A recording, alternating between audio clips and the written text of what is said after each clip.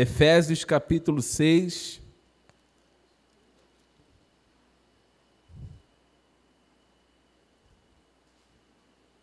Vamos ler do versículo...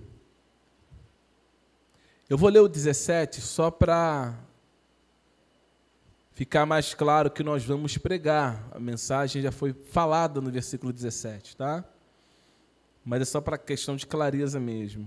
Paulo está concluindo a questão da armadura de Deus.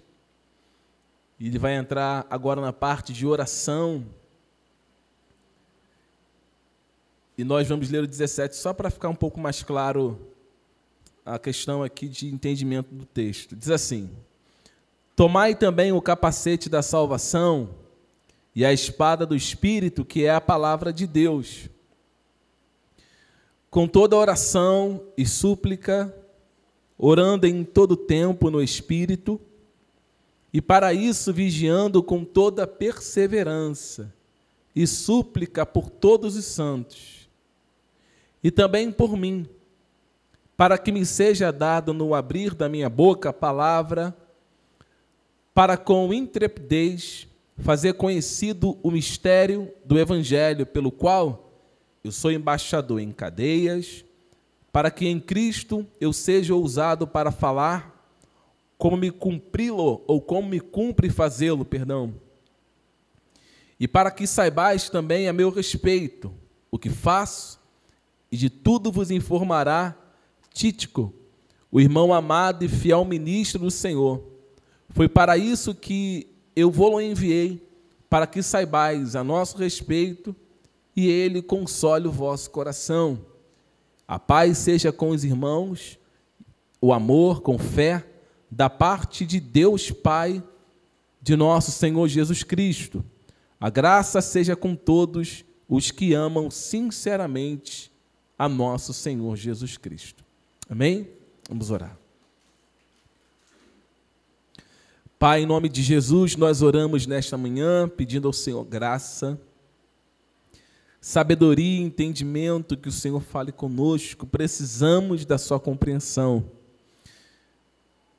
Nós não temos capacidade humana em nós, não há capacidade em nós, essa capacidade humana de conseguir e entender sem o teu auxílio a tua palavra. Faça-nos entender, faça-nos compreender e também nos dê capacidade para viver a tua palavra. Abençoe os nossos irmãos, Pai. Abençoe nossas irmãs, os presentes e aqueles que estão nos assistindo por alguma plataforma. Abençoe a cada um deles, no nome de Jesus nós oramos e te agradecemos. Amém. Pode sentar, por favor, irmãos.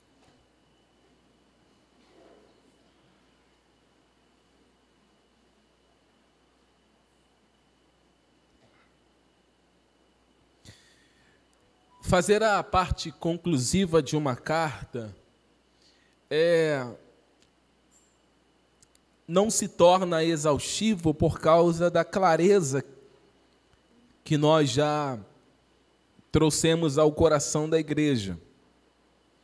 Algumas coisas são relevantes serem repetidas, por mais que se tornem exaustivas e até mesmo redundantes, mas vale a pena falar algumas coisas que são consideráveis. Por exemplo, no início da carta aos Efésios, nós havíamos ensinado que Deus, através do apóstolo Paulo, ele traz a palavra de Deus a um povo que estava perdido e nas mãos dos seus inimigos. Os inimigos que mais oprimiam o povo de Efésios, ou de Éfeso, eram inimigos invisíveis que eles mesmos desconheciam. Nós podemos chamá-lo de semente adâmica. O pecado que passou para toda a raça humana estava impregnado na vida daquele povo, e a única coisa que poderia libertá-los era a palavra de Deus. E o apóstolo Paulo faz isso com muita maestria e com muita dedicação e zelo, quando ele se dirige à cidade de Éfeso para pregoar a palavra.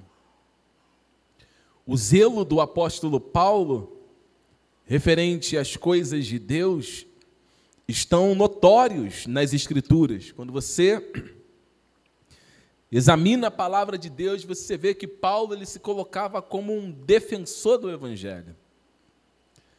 Paulo era aquele homem que saía em defesa das verdades de Deus, custe o que custar, independente dos malefícios que ele pudesse sofrer, das prisões que ele pudesse passar. Paulo não olhava em momento nenhum para o seu bem-estar, a não ser fazer aquilo que Deus o chamou para fazer, que era pregar a palavra de Deus aos gentios. E Paulo, como um desbravador, abandonou toda a sua pompa, a sua estrutura, talvez até mesmo uma acadêmica, que já estava lhe atesourando uma posição elevada em algum cargo, talvez político ou religioso naquela época, para fazer o que Deus o chamou para fazer. E o resultado é essa carta aqui. A carta de Efésios é um resultado brilhante da dedicação de um homem em obediência a Deus. O resultado que nós temos nas mãos de um povo que foi salvo das mãos do pecado, das mãos de Satanás através da pregação, nós só temos esse resultado aqui porque alguém se dedicou e se debruçou a fazer exatamente da maneira que Deus havia lhe ordenado. Então, a primeira coisa que nós encontramos aqui, o resultado, causa, efeito, sobre a pregação da palavra de Deus, é a salvação, o plano de Deus sobre a vida do povo de Éfeso. E em seguida, depois que Deus os salva, como está escrito em Efésios capítulo 1, e também você encontra alguns fragmentos ali no capítulo 2, você vai encontrar que Deus não somente os salvou, mas Deus deu a ele a vida eterna. O povo de Éfeso agora fazem parte do povo de Deus. Eles agora fazem parte de uma família que Deus, através do seu Filho, veio salvar. E, além disso, não há mais inimizade entre os judeus e o povo de Éfeso. Os judeus agora estão recebendo novos irmãos, irmãos que outrora, por causa da religião e por causa até mesmo de posicionamentos que os judeus tinham e os judeus também tinham a respeito de adoração, o lugar correto de se adorar, a forma de cultuar a Deus, e até mesmo outros povos tinham deuses pagãos que não eram o Deus dos judeus, mas quando Deus os salva completamente e essas barreiras caem. E agora existe um único povo, inseridos naquela boa oliveira ou naquela videira verdadeira, e todos passam a receberem os nutrientes que provêm de Cristo para que possam viver. E esse povo é chamado de igreja. Dos capítulos seguintes, 4 e 5, até o capítulo 6, nós vamos encontrar o apóstolo Paulo dando à igreja algumas orientações que nós já falamos aqui também, sobre viverem de acordo com o seu chamado, viverem de acordo com a vocação que eles receberam da parte de Deus, serem homens e mulheres irrepreensíveis, viverem uma vida santa, abandonarem todo tipo de prostituição, todo tipo de idolatria, vaidade, ocultismo, e passarem a viver para a glória de Deus. Uma das coisas que Paulo fala também nesses 3 últimos capítulos é a respeito do comportamento do povo de Deus com respeito à sua família, ao lar cristão, que foi muito bem empregado aqui também. As obrigações do pai, as obrigações da mãe, as obrigações dos filhos, a obrigação do marido, a obrigação da mulher, da esposa. A Bíblia nos mostra que tudo que Paulo pôde ensinar para os efésios diz respeito a questões morais, Paulo ensinou. Ele ensinou sobre Deus, ensinou sobre santidade, ensinou sobre salvação. Falou sobre muitas coisas espirituais. mas não deixou de falar sobre coisas morais do dia a dia e prática. Aquilo que todo cristão precisa ter como resultado da sua salvação. Porque não basta somente ter a salvação como rótulo sobre os seus ombros. A prática dessa salvação, ou o resultado dessa salvação, precisa ser notório a todos os homens. Todos os homens precisam nos ver como homens e como mulheres salvos em Jesus. E agora, no final da carta, o apóstolo Paulo chama a igreja para uma responsabilidade também muito grande, que é o desafio de enfrentar o inimigo que outrora os prendia. Porque quando nós estamos presos nas algemas, nas correntes de Satanás, nós não temos opositores. Na verdade, nós até temos um opositor. E o nosso opositor é Deus. Porque quando nós não temos a Cristo Jesus, Deus não é o nosso aliado. Deus está contra todas aquelas pessoas que não têm a Jesus como seu Salvador. Então, o povo de Éfeso estava vivendo aquela vida dissoluta. Mas quando eles são salvos, quando Deus os salva, amém, igreja? Amém? Quando Deus os salva, eles agora precisam entender que eles vão ter que combater contra o inimigo que não os deixará em paz. Porque além de estarem salvos, as implicações morais serão incitadas para que sejam totalmente desobedecidas. E o povo de Deus vai ter que lutar contra isso, vestindo uma armadura. Por isso que Paulo, inicialmente no versículo 10, Paulo mostra para essa igreja salva, que já entendeu o que é salvação, que já entendeu princípios morais, o que eles precisam fazer para vencer. Paulo vai mostrar para eles, olha, vocês são salvos, vocês fazem parte do povo de Deus, mas agora vocês precisam de algo a mais. Vocês precisam entender que o que vocês vão enfrentar não se vence com rótulos, não se vence com títulos, se vence com dedicação, persistência e vida em uma única pessoa. Então, versículo 10, Paulo vai dizer, quanto ao demais, sede fortalecidos no Senhor e na força do seu poder. No versículo 11 ele diz, revesti-vos de toda a armadura de Deus para poder ficar firmes contra as ciladas do diabo. Ou seja, Paulo mostra para o povo de Efésios, para o povo de Éfeso, que existe alguém que há de preparar uma cilada para tentar derrubá-los ou para matá-los mesmo.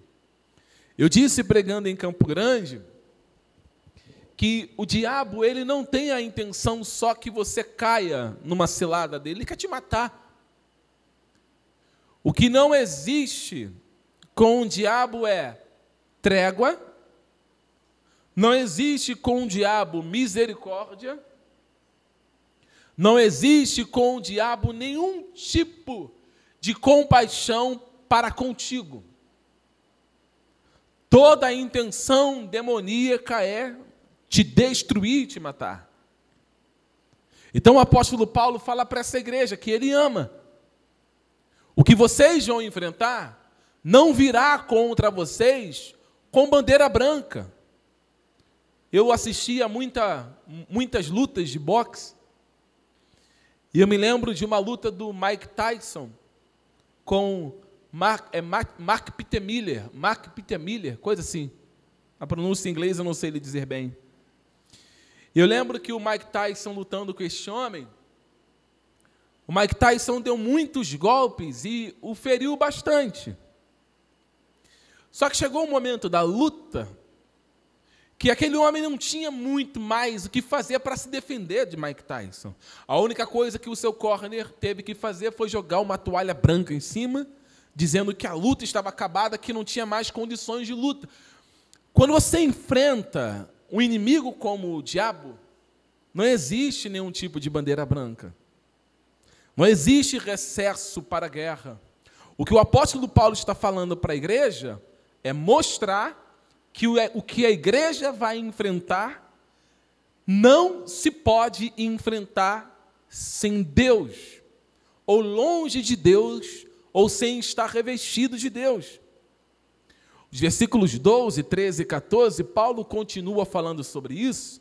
Revesti-vos da armadura de Deus. O 14, ele fala sobre as vestimentas dessa armadura, que também já foi pregado aqui, couraça, a bota, o escudo, o capacete, a espada. Só que depois de Paulo falar todas essas coisas, parece que Paulo agora vai falar de uma arma muito mais poderosa. Parece que Paulo usa o exemplo de um soldado romano, que muitos historiadores acreditam que Paulo estava preso em uma masmorra na parte interior, no final dessa cela, e lendo a história, quando você lê os comentaristas, muitos deles, quando você lê a história das prisões em Roma, muitos dizem que quando um soldado, quando um prisioneiro do escalão de Paulo ficava preso, um soldado romano tinha que fazer guarda àquele prisioneiro.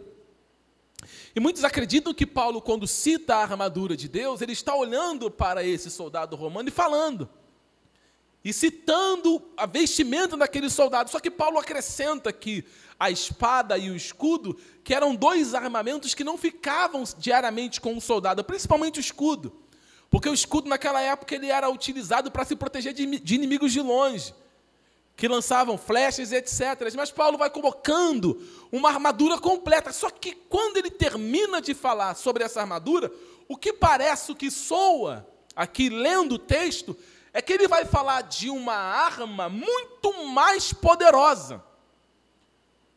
Ele cita a oração como algo, e nós vamos caminhar para isso, quando nós lemos o versículo 18, 19, parece que Paulo fala assim, sem oração não adianta se vestir dessa armadura. É como se ele falasse isso. É como se Paulo falasse assim, olha, se vocês estiverem revestidos dessa armadura e não tiverem uma vida de oração, é a mesma coisa que nada. Ele coloca a oração como algo primordial. E veja, a oração é tão importante para o povo de Deus, mas tão importante que em uma das coisas que nós temos sido mais roubados é nisso. Tudo que a igreja vai fazer referente à oração, ela tem dificuldade. Qualquer evento que se faça com o povo de Deus e que nós colocamos oração nessa atividade, nós temos dificuldade. A oração é um desafio para todos aqueles que servem a Cristo. Ou seja, se nós vamos entrar numa batalha, se nós estamos revestidos de uma armadura, se nós somos convidados a sermos revestidos de cima para baixo, estarmos preparados, nós não podemos ir para uma batalha sem orar. Nós não podemos entrar num campo desafiador sem oração. A oração é como se fosse uma energia que capacitasse a cada um dos soldados a enfrentar o inimigo que vem à sua frente, porque Paulo usa, terminando com espada do Espírito, e coloca a oração em seguida, ou seja, é como se espada e oração, ou seja, palavra e oração, andassem muito mais afiados juntos para ter um efeito eficaz.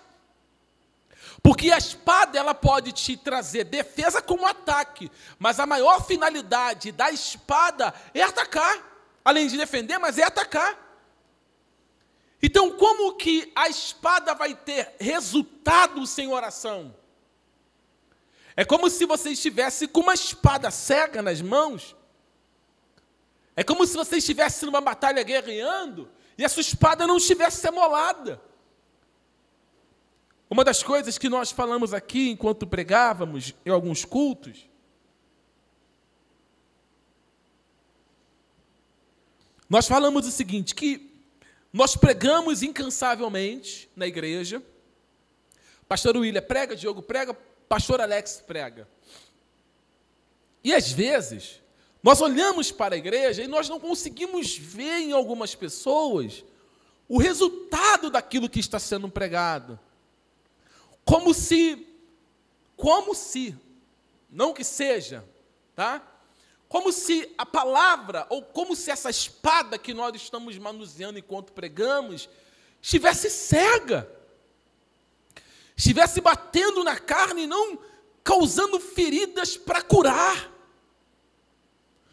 Porque anos após anos, nós não conseguimos ver aquele resultado que nós tanto desejamos na vida de alguns irmãos, mas de contrapartida, quando nós olhamos para outro lado, nós contemplamos outros irmãos que participam do mesmo culto, da mesma reunião, sendo feridos e sendo transformados pela mesma palavra. Então nós observamos o quanto é importante você ir para uma guerra orando. Porque pregar a palavra de Deus pode ser prazeroso para nós, mas é uma batalha.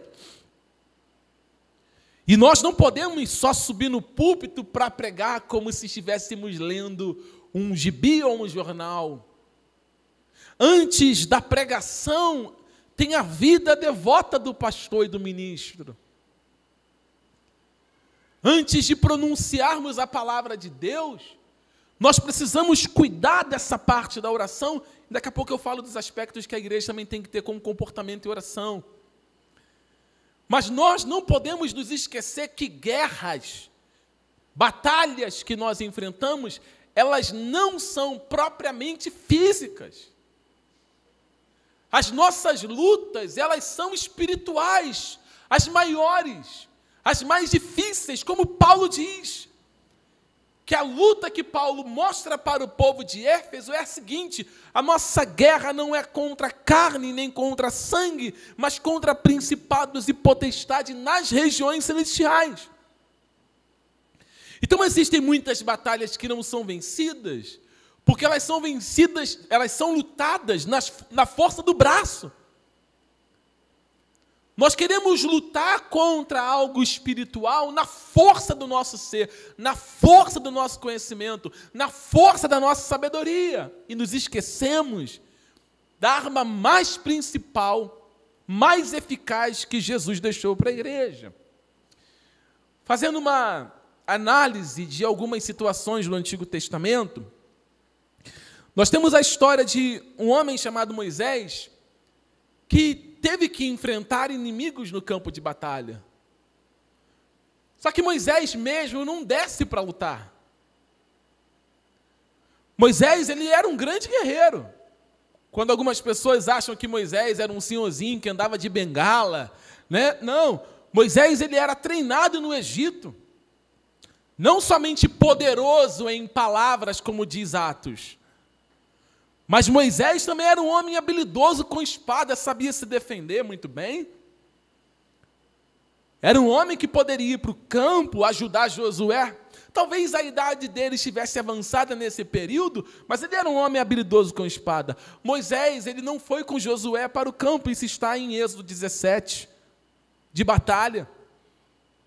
Josué tem a espada para lutar contra os amalequitas, mas Moisés tem a oração. A palavra diz que enquanto Josué está combatendo contra os amalequitas, Moisés está no monte junto com Arão e Ur, orando por aquela batalha. E a Bíblia diz que enquanto Moisés orava com as mãos erguidas aos céus, falando com Deus, o povo prevalecia na batalha. Veja o peso da oração numa guerra. Eles estão lutando, mas tem alguém orando, e a luta é vencida.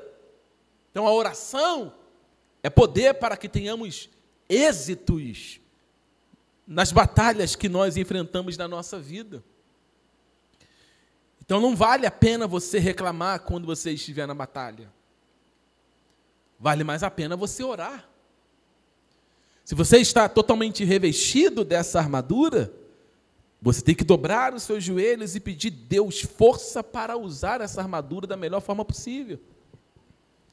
Saber usar bem o escudo, saber usar o capacete para proteção das questões psicológicas, mentais, se proteger, calçar os pés, courar e assim por diante. Porque se você não souber usar essa armadura em oração, você vai tombar. Então, quando é que nós oramos? Nós devemos orar o tempo inteiro. Vamos ler aqui o versículo 18, de Efésios. Paulo diz: com toda oração e súplica, orando em todo tempo no Espírito. E para isto o quê? Com toda perseverança e súplica. Aqui Paulo ainda vai dar mais um alerta, que não basta somente você estar revestido. Não basta você somente orar em todo tempo. Não basta você somente orar no Espírito. Paulo diz que você também tem, depois de tudo isso, vigiar. Olha o desafio. Você tem que se revestir do poder de Deus. Você tem que estar vestido da armadura.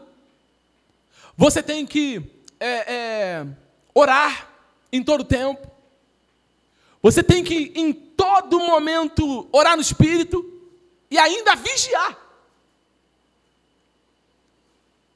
A oração, a palavra, a oração e a vigilância caminham juntos. Também.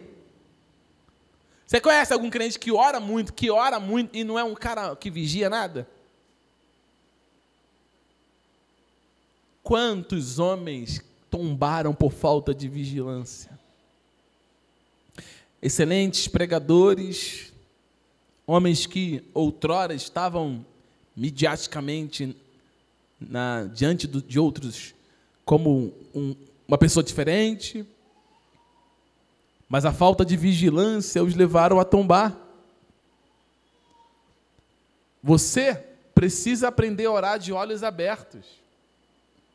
E quando eu digo olhos abertos, não é, externamente não, mas é estar sempre vigilante. Alguém está me ouvindo? Está sempre vigilante, porque as ciladas virão. O laço do passarinheiro vai estar ali para você cair. Ou você acha que não? Alguém que já caçou passarinho? Alguém? Quem já foi desocupado assim na vida? Deixa eu ver. João. Fica lá no meio do mato cantando biquinho. Qual é o passarinho mais caro hoje, João? Trinca-ferro, curió. Esses dois? Tizil é caro? Hã? Não. Rolinha é cara? É? Vale alguma coisa? Não. Você vai lá, você monta lá, ó. Qual é o nome do negócio? Meu Deus. Alçapão? Tá bom. Você montou, você bota lá no meio do mato com que objetivo? De pegar qual passarinho? O mais caro. Tem valor. É prêmio.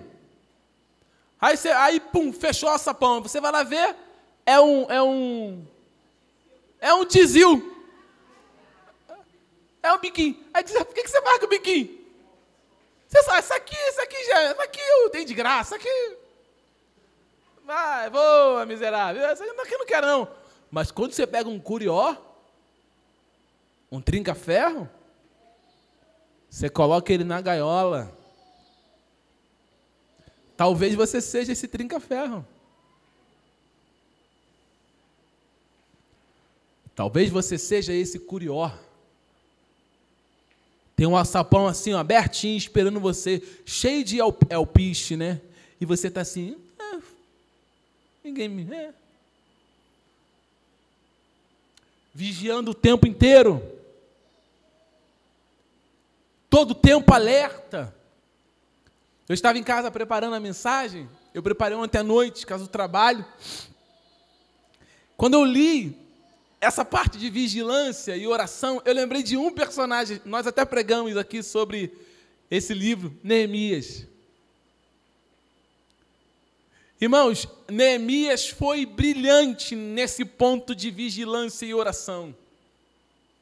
Brilhante. Neemias tinha inimigos que queriam derrubá-lo, destruir, impedir a obra de Deus, o avanço da construção dos muros que foram queimados, das portas que foram derrubadas. O povo de Deus está ali trabalhando, lutando para levantar aqueles muros, guerreando, uma luta que só.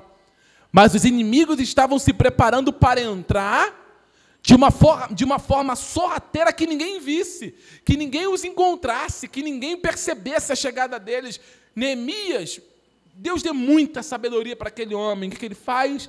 Ele prepara a igreja, prepara o povo, ele prepara vigias, ele coloca guardas protegendo a porta, os muros, ele coloca sentinelas para ver, para ouvir, para ver o que está acontecendo, para trazer a notícia, para que eles não fossem pegos de surpresa, porque a intenção do inimigo era destruir.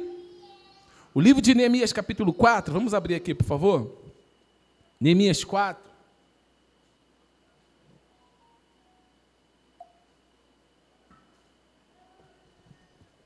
Neemias, capítulo 4. Nós vamos ler o versículo 1. Irmãos, vamos fazer uma leitura um pouquinho extensa, só para a gente falar um pouquinho dessa história aqui. É rápido, né? Vamos lá. Diz assim, verso 1. E sucedeu que, ouvindo Sambalate, que edificávamos o muro, ardeu em ira e se indignou muito, e escarneceu dos judeus e falou na presença dos seus irmãos e do exército de Samaria, e disse: o que fazem esses fracos judeus? Permitir-se-lhes isso? Sacrificarão a Cabaloão num só dia? Vivificarão nos montões do pó as pedras que foram queimadas? E estava com eles Tobia, amonita, e disse: ainda que edifique, contudo, vindo uma raposa, derrubará facilmente o seu muro de pedra. Verso 4. Ouve ao nosso Deus, que somos tão desprezados, e torna o seu opróbrio sobre a sua cabeça, e dai-os por presa na terra do cativeiro, e não cubras a sua iniquidade, e não se risque de diante de ti o seu pecado, pois que te irritaram na presença dos edificadores. Porém, edificávamos o muro, e todo o muro se fechou até a sua metade, porque o coração do povo se inclinava a trabalhar. E sucedeu que, ouvindo Sambalate e Tobias, e os árabes, os amonitas, os asdoditas, que tanto ia crescendo a reparação dos muros de Jerusalém, que já as roturas se começavam a tapar, iraram-se sobremodo, e ligaram-se entre si todos para virem guerrear contra Jerusalém, e para os desviarem do seu intento. Porém nós o que, igreja? Porém nós oramos ao nosso Deus, e pusemos uma guarda contra eles, de dia e de noite por causa deles. Então disse Judá: já desfaleceram as forças dos carregadores, e o pó é muito, e nós não podemos edificar o muro. E disseram, porém, os nossos inimigos: não saberão disso, nem verão até que entremos no meio deles e os matemos, assim faremos cessar a obra. E sucedeu que, vindo os judeus que habitavam entre eles, 10 vezes nos disseram: de todos os lugares tornarão contra nós. Então pus guardas nos lugares baixo por detrás do muro e nos altos, e pus o povo pelas suas famílias com as suas espadas, e com as suas lanças, e com os seus arcos, e olhei, e levantei-me, e disse aos nobres e aos magistrados e ao resto do povo: não os temais, lembrai-vos do grande e temível Senhor, e pelejai pelos vossos irmãos, vossos filhos e vossas filhas, e vossas mulheres e vossas casas. O que Neemias faz quando ele sabe que está correndo perigo? Ele não se entrega, ele fala assim: Deus é comigo. Não, Ele vigia. Não, Deus é mais. Não, Ele vigia. Muitos de nós oramos bastante e vigiamos pouco. Temos uma vida de leitura boa, temos uma vida de oração boa, oramos no Espírito, mas nós não vigiamos nada. Nada, absolutamente nada. Não vigiamos com rede social, não vigiamos com televisão, não vigiamos com nada. Estamos sempre escorregando numa casca de banana. Existem situações que vão acontecer na sua vida que talvez sejam coisas naturais, sejam coisas normais que acontecem com todo ser humano, que acontecem com todas as pessoas. Mas nós temos um inimigo que pode pegar uma situação que poderia ser resolvida com calma, com equilíbrio, com vigilância. Ele pode pegar essa situação e transformar numa tragédia. Como ele pode transformar uma discussão entre marido e mulher numa tragédia? Como ele pode transformar uma discussão entre pais e filhos numa tragédia? Ele pode transformar um jogo de futebol, uma entrada mais dura no futebol, em uma briga, em uma tragédia. E assim por diante. Amigos se matarem, tirarem a própria vida, por coisas fúteis e por falta de vigilância. O que Paulo está falando? Na verdade, o que Neemias nos mostra? Que a vigilância é frente, lado, o tempo inteiro, vigiando o tempo inteiro. Porque não vai adiantar você estar revestido da armadura. Não vai adiantar você orar. Não vai adiantar você orar no Espírito e não ser vigilante. O que Jesus disse para os discípulos lá no Getsemane? Olha, o inimigo está vindo aí. Eles estão chegando, vigiai e orai para que não entreis em tentação. Ele pediu. Ele está orando, ele volta, encontra os discípulos dormindo. Ele volta para orar, está os discípulos dormindo. O que Pedro faz no Getsemane? Com Malcolm?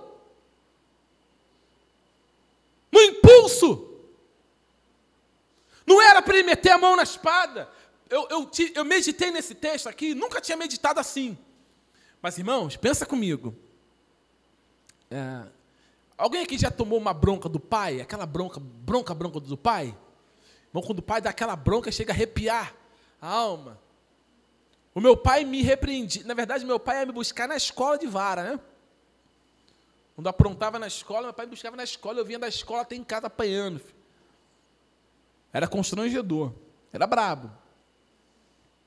Mas pensa comigo, você tomando uma bronca de Jesus. Porque é isso que Jesus faz com Pedro. Guarda essa espada. Eu te dei ordem para você meter a mão na espada e cortar a orelha de alguém? O que nós mais encontramos são pessoas que andam com Jesus cortando a orelha dos outros. É o que mais nós encontramos. Crentes que têm a Bíblia, tem uma igreja que congrega, está no altar, está congregando, é ministro, é presbítero, é diácono, é pastor, mas o que corta de orelha não está escrito. E não recebeu tal ordem para tal coisa. Pela falta de vigilância, irmão, não se corta só com espada de ferro, não se corta com a língua, se corta com a boca. Pessoas que não vigiam em momento nenhum. O que Jesus disse para Pedro? É para orar. O teu dever é orar. É perseverar na oração. Vamos voltar lá em Efésios, vamos concluir. Quando Paulo inicia essa sessão, e ele diz no verso 18, com toda a oração e súplica, orando em todo o tempo no Espírito, e para isso vigiando com toda a perseverança e súplica por todos os santos. Somente até aqui. A primeira coisa que Paulo diz aqui é com toda oração e súplica. Paulo nos mostra que existe uma natureza, existe uma questão muito importante que o cristão precisa abordar nas questões de oração. Ele diz que a oração ela não pode ser desassociada da súplica. Ele faz uma junção. Por isso que ele diz, oração é súplica. Ele está interligando duas coisas ao mesmo propósito, ao mesmo assunto. E Paulo diz que essa oração, ela não pode ser feita de qualquer maneira. Essa súplica e essa oração, Paulo diz no versículo 18, que ela deve ser feita em todo tempo e no Espírito. Que nós temos que orar com súplica em todo tempo e no Espírito. Você já viu alguém iniciando uma oração assim? Geralmente o pessoal pentecostal que faz isso. Senhor, entramos agora na Tua presença. É como se estivesse fora. Paulo nos mostra que a igreja, ela sempre tem que estar na presença de Deus. Vida de oração é hábito, é estilo de vida. Nós não oramos só quando estamos no culto. Nós não oramos somente quando dobramos os joelhos. Nós oramos no trabalho. Nós oramos dirigindo o nosso carro. Nós oramos quando sentamos à mesa para comer. Nós oramos quando estamos numa recreação. O crente, ele foi ensinado a orar somente em um momento. E adivinha em qual momento? Nos momentos de dificuldade. Esse é o momento que você tem tempo para orar. Se você pegar o teu dia, vamos dizer que o teu dia esteja lindo como o sábado que foi ontem, um céu azul, sem nuvem, muito quente, é verdade? Mas aquele dia que se você estivesse ali em Paraty, sabe? Nas praias de Paraty, naquelas aquelas águas calmas, quentes, debaixo daquelas árvores à beira da praia de Paraty, sentado ali com seus filhos, com um bom pedaço de, sabe, picanha argentina, né? Um belo... E você sentado ali. Você está ali sentado, os seus filhos com saúde. Nesse momento, talvez você não teria tempo para orar. Talvez no momento mais propício que você poderia orar, você talvez não teria. Por que eu vou orar? Por quê? Eu tenho sombra debaixo da árvore, eu tenho uma picanha argentina sendo aqui assada na minha churrasqueira que eu fiz com pedras da própria praia. Eu tenho dinheiro na minha conta do Nubank, ou do Banco Inter, ou do Santander, ou do Bradesco. Eu tenho quem eu amo à minha volta. Eu vou orar para quê? Está tudo funcionando. Mas esse é o momento que nós deveríamos orar. Quando você lê o livro de Eclesiastes, qual é o conselho de Salomão? Lembre do Senhor teu Deus, antes que cheguem, quais dias? Então, qual é o momento que eu tenho que orar? Mas, geralmente, é isso que nós fazemos como povo de Deus. Geralmente, nós esquecemos da oração nos momentos que deveríamos orar. Porque a oração não é o seu estilo de vida. Porque quando a oração é o estilo de vida de um cristão, ele ora em todo tempo, como Paulo está falando. Em todo tempo e em todo lugar. E aí Paulo mostra a esfera dessa oração. Paulo vai mostrar que essa oração que nós fazemos tem que ser no Espírito. Paulo não vai dizer que é qualquer oração, que se ora de qualquer maneira. Paulo diz que a oração tem que ser feita no Espírito. Uma pergunta para a igreja. O que é um corpo sem alma?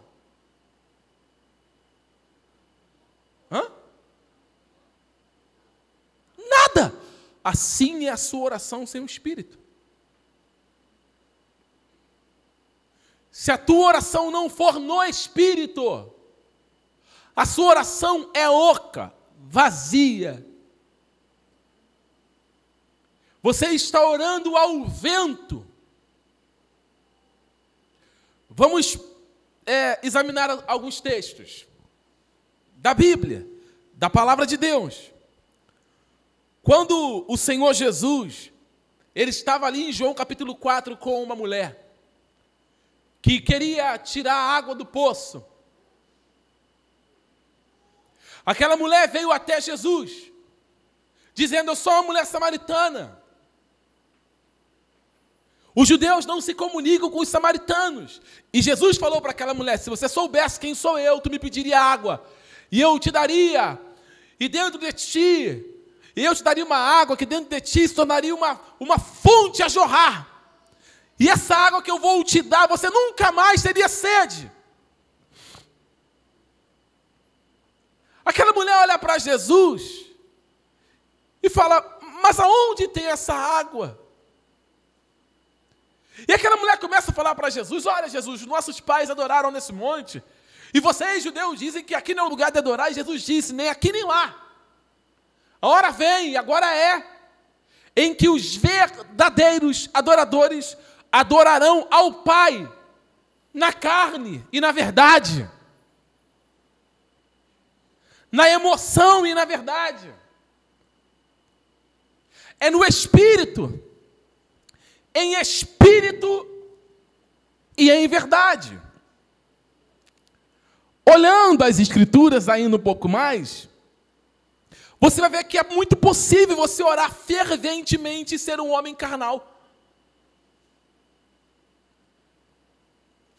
É possível você ser uma mulher, um homem que pula, roda, sapateia, e tudo que você está fazendo não passa de folclore,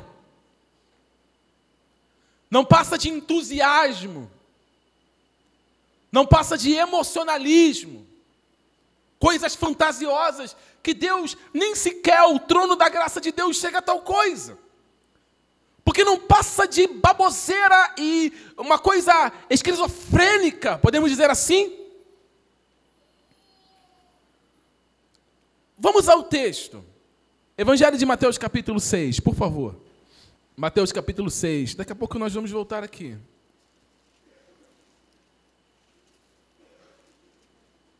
Mateus capítulo 6, por favor, irmãos.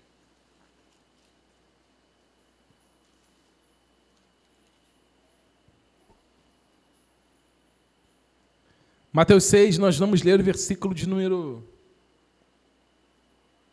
5. Diz assim: e quando orardes, não sereis como os hipócritas, porque gostam de orar em pé nas sinagogas e nos cantos das praças, para serem o quê, igreja? E olha como é que Jesus se refere a esses homens que oram. Eles deixam de orar? Eles estão orando? Como que Jesus se refere a tais pessoas? Olhe para cá, por favor. Eles não estão se colocando como pessoas que não buscam oração, eles oram.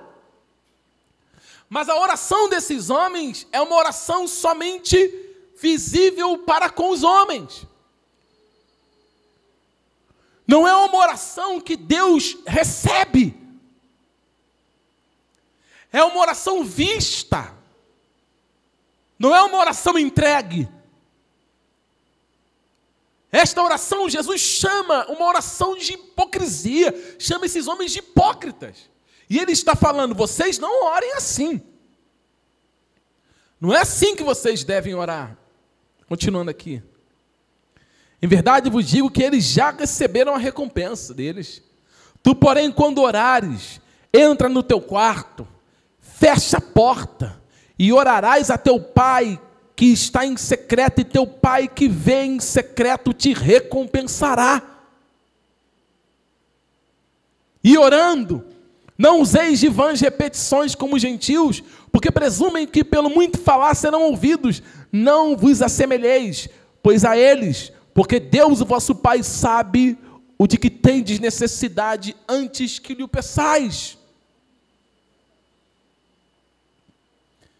Então observe que orar fora do Espírito é complicado. Vir ao culto e não, se entregar a Deus no culto. Porque você pode muito bem, enquanto o pastor William se curvou aqui para orar, para falar com Deus a favor da igreja, a favor das nossas famílias, a favor para que Deus abençoasse os doentes, desse saúde aos doentes. Você poderia muito bem estar orando com o pastor William somente na carne. Eu poderia estar orando com o pastor William também na carne. Talvez o pastor William também poderia estar orando na carne. Se nós não colocarmos a nossa mente em Deus quando estivermos orando. Como que Jesus se referia a esses homens que nós lemos em Mateus capítulo 6, ele ainda aumenta o nível, sabe? Jesus ainda coloca esses homens como sepulcros caiados. Jesus diz que eles não passavam de homens belos por fora. Quando você lê Mateus 15, Jesus fala assim, esse povo, eles me honram somente com a sua boca. O que Jesus está falando? É tudo da boca para fora. Não é nada no espírito. A oração não está sendo feita no espírito. O louvor não está sendo feito no espírito. O trabalho não está sendo feito. É tudo externo, é tudo carne. E como que Jesus se dirige a essa classe de pessoas? Sepulcro caiados, e diz para os seus discípulos, não sejam iguais a eles. Existe uma maneira que o povo de Deus deve buscar em oração? Sim, como Jesus falou para aquela mulher, em espírito e em verdade. É você colocar toda a sua vida centrada numa única pessoa. Não pode haver nada, nenhum obstáculo que possa impedir você de orar e de falar com Deus. É relação. Não pode ser interrompida por ninguém. Ninguém pode atravessar esse momento de relação. Você que é casado com a sua esposa, claro, com a sua esposa, né? Quando você deita numa cama, e eu estou falando aqui algo porque nós estamos entre pessoas maduras, o homem casado legalmente com a sua esposa, quando eles entram no seu quarto, e eles deitam numa cama, e biblicamente não é pecado, não é transgressão isso, o marido ter relação com a sua esposa, são deleites do casamento que o próprio Deus concedeu ao homem. O filho não pode atravessar essa relação. A mãe não pode atravessar essa relação. É uma coisa íntima. É uma coisa que liga o casal. Liga de tal maneira que o casal não pode se abster muito tempo dessa relação. Liga de tal maneira que Deus diz que as orações são interrompidas. A profundidade da oração é tão séria que a união entre um casal, quando eles se separam de corpos e não estão juntos, a Bíblia diz que Deus não ouve a oração daquele marido e daquela mulher. Agora você imagine uma pessoa distante de Deus. Imagine um homem indo para uma batalha sem orar. Você imagine você, que às vezes entra naquele cunho, né, antigo, arcaico lá atrás, pentecostal, e diz assim, eu vou entrar na brecha por fulano. Você vai morrer. você não consegue nem orar por você. Você não consegue ter intimidade com Deus, você, pessoal, como uma esposa com seu marido, porque nós somos a esposa de Cristo. Como nós não vamos ter esse relacionamento? Ou seja, nós fomos doutrinados durante muito tempo a achar que nós só tínhamos que ter relacionamento com Deus quando estivesse nos momentos de dores. Em alguns casamentos, a esposa ou o marido quer estar próximo do marido quando está tudo bem, quando está tudo mal, que está longe, é o contrário, né? Mas o povo de Deus é diferente, é quando está tudo ruim e quer estar perto, quer Deus, e liga para o pastor, e manda mensagem para o pastor, e faz campanha e vai para o monte, aí lembra que Deus existe. Frase que eu já usei outras vezes pregando, nós só nos esquecemos, ou até mesmo nos sentimos tanta falta de Deus, entre aspas, porque Deus não morre. Imagina se Deus morresse. Quem já perdeu a mãe? Sente falta? Pois é. E já perdeu o pai? Sente falta? Pois é. Deus está vivo o tempo inteiro, e como nós temos Deus ali o tempo inteiro, muitas das vezes nós fazemos pouco caso de nos relacionarmos com Ele em oração. Mas Ele está ali pronto a nos receber, pronto a nos ouvir. Gente, alguém está me ouvindo? Deus está o tempo inteiro nos convidando para estarmos diante dEle. O que nós fazemos? Não é tão importante assim. Não, orar para quê? E aí Paulo, vamos continuar aqui, voltar lá em Efésios capítulo 18, diz assim, versículo 18, com toda a oração e súplica, orando em todo o tempo no Espírito, para isto vigiando com toda perseverança e súplica por todos os santos, ou seja, Paulo mostra também que além de vigiar, você tem que ser perseverante. Tem que ser perseverante. Eu poderia ler muitos textos aqui com vocês, mas o horário avança. Não vai adiantar você orar agora e não orar amanhã. Tem que ser perseverante na oração e na vigilância. Veja a igreja primitiva em Atos capítulo 1, versículo 14. Em Atos 2, 42, e em Atos 6, 4. Que a igreja perseverava em oração. Leia o que Paulo diz em Romanos capítulo 12, 12. Que nós temos que orar. A igreja tem que orar. Sabe quantas vezes por dia um judeu orava? 3 vezes. Era isso que Daniel fazia quando estava na Babilônia. A ocasião quebrou a perseverança de Daniel. A situação quebrou a perseverança de Daniel. O ambiente quebrou a perseverança do Daniel. Não. Ele era um homem que perseverava na oração. Veio aquela sentença, né, maldosa, daqueles governadores, etc. lá. Para o rei fazer uma lei para que ninguém orasse ao seu Deus. Mas Daniel, ele passa por cima desse decreto. A oração era o combustível da vida dele, irmãos.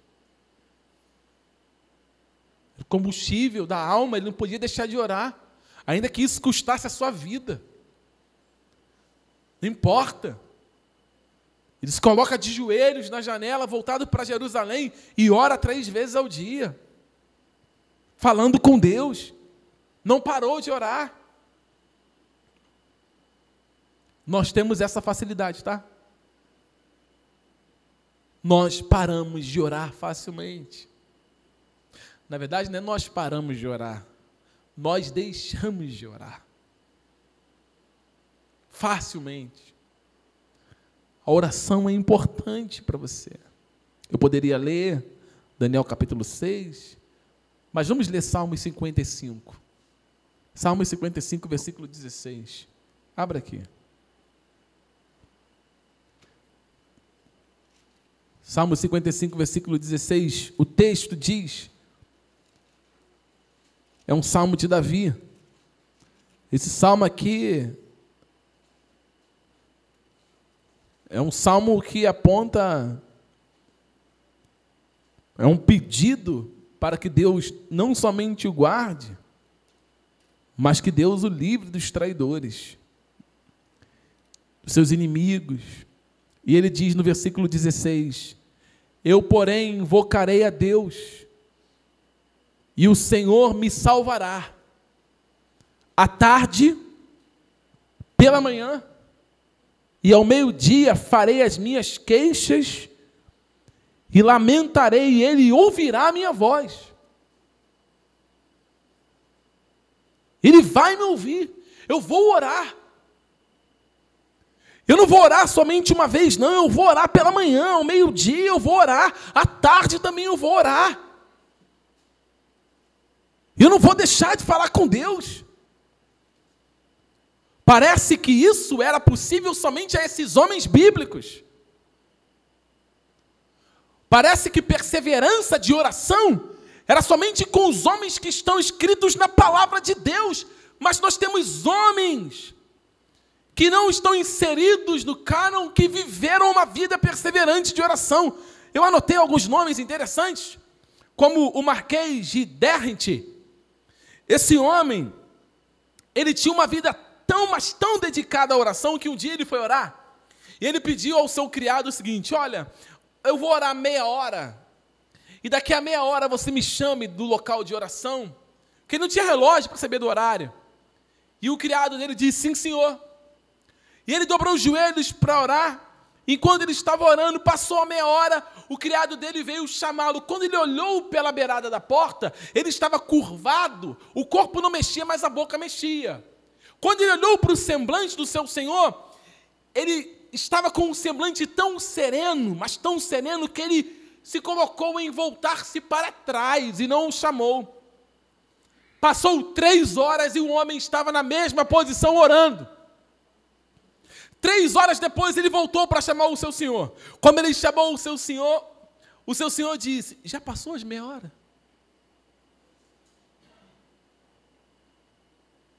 Mas ele já estava ali há 3 horas. E ele fazia isso todos os dias. Pegue o diário de David Brainerd. É um livro pequeno, dá para você ler em menos de uma semana. David Brainerd falava o seguinte, eu adoro ficar sós em minha cabana, porque ali eu posso passar mais tempo com Deus em solidão. David Brainerd montava no cavalo dele e ia ficar sozinho no meio do mato, ele e Deus. Poderíamos falar também de Henry Havelock. Esse homem, ele sempre passava as 2 primeiras horas de cada dia com Deus.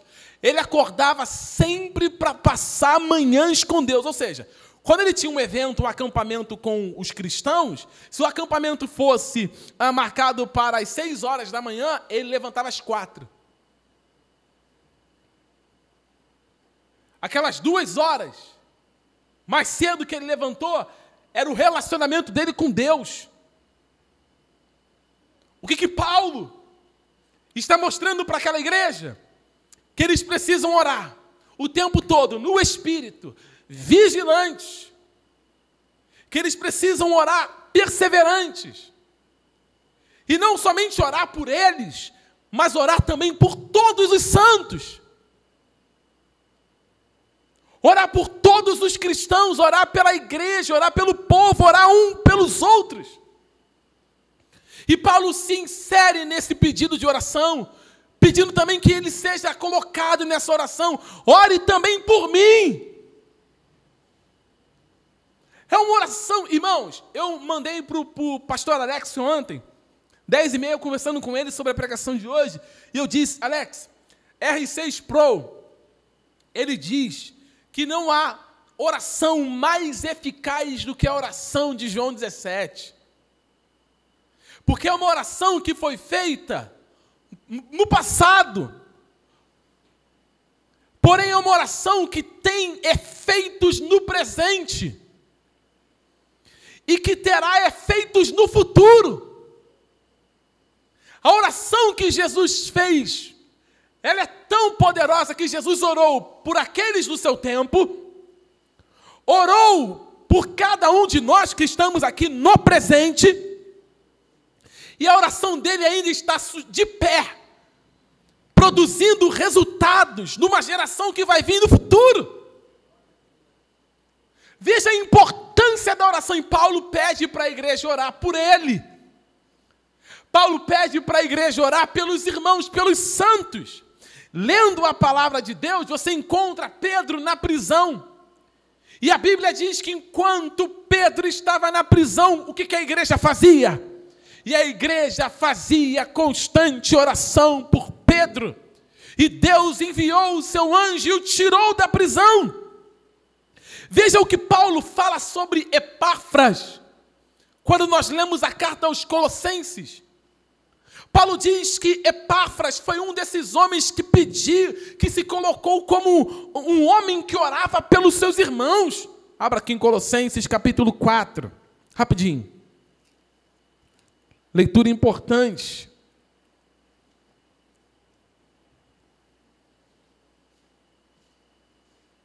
Colossenses capítulo 4, versículo 12. O texto diz: saudai-vos, Epáfras, que é dentre vós, servos de Cristo Jesus, o qual se esforça sobremaneira continuamente por vós, em que igreja? Para que vos conserveis perfeitos e plenamente convictos em toda a vontade de Deus. Era um homem que orava para que a igreja permanecesse ali convicta na vontade de Deus. Epáfras era um homem que se inclinava a pedir a Deus: abençoe a igreja. Deus abençoe os meus irmãos, que eles permaneçam firmes com o Senhor. Que eles fiquem convictos na fé, que eles não abandonem a fé, que eles não abandonem a oração. E aí, concluindo, tanta coisa, Paulo diz o seguinte: ore por mim, para que Deus me dê graça para que eu possa falar livremente da palavra de Deus. Paulo tinha que pedir oração para ele sair daquela situação, irmão. Paulo tinha que pedir oração para que Deus desse para ele refrigério, para ele ser livre daquela cadeia, para que os vergões do seu corpo fossem cicatrizados. Mas não, ele pede oração para pregar. Ele pede oração para cumprir o chamado que Deus o chamou para fazer. Quando Paulo foi visitado por Ananias, como é que Paulo estava? Hein, igreja? Mas o que ele fazia? Já leu o texto de Atos 9?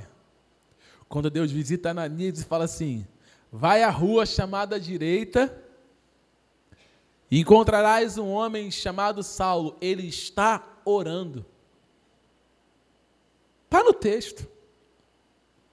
Que o homem que acaba de ser chamado para ser um cristão, está orando. O que ele ora? Ele não sabe orar. Qual é a oração de Saulo? Como é que ele está falando com Deus? O que ele está falando com Deus? É novo para ele. Cristo é uma novidade na vida desse homem. Mas é isso que o Espírito Santo de Deus faz na vida da gente. Ele nos assiste. Quando você ora no Espírito, o Espírito Santo ele pega as nossas palavras e intercede por nós. Porque nós não sabemos como orar. Por isso que a oração tem que ser no Espírito. Você não sabe orar? Você sabe orar? Ora no Espírito. ora no Espírito de Deus. Então o nosso pedido nesta manhã tem que ser o que está escrito em Lucas 11, versículo 1, que foi o pedido dos discípulos para Jesus. Alguém sabe o que está escrito em Lucas capítulo 11, verso 1? Sabe? Lucas capítulo 11, versículo 1 está escrito: os discípulos chegam para Jesus e falam assim: nos ensine a orar. Nós precisamos aprender a orar, porque nós não sabemos orar. E aí Paulo encerra fazendo saudações, no versículo 21 ao 23.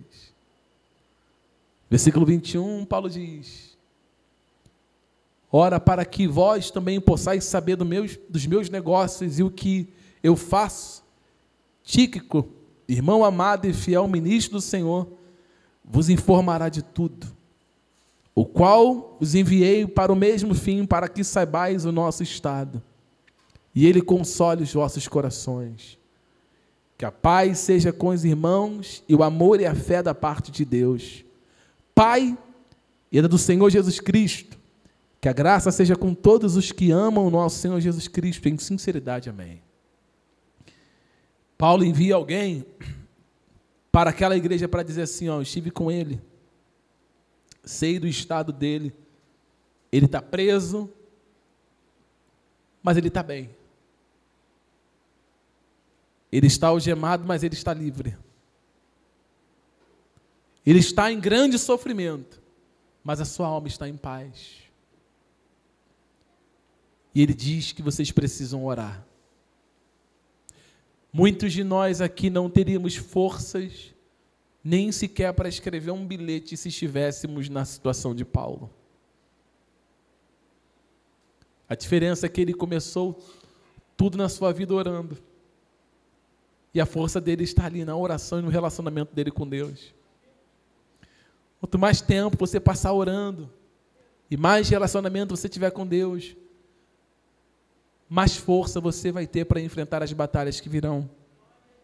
Vestidos com a armadura de Deus, com a espada do Espírito, orando em todo tempo, vigiando, perseverando, vivendo uma vida como as Escrituras nos ordenam, nós vamos vencer todas as batalhas que enfrentarmos. E quando eu digo vencer, não é passarmos ilesos. Vencer é combater o bom combate, encerrar a carreira e guardar a fé.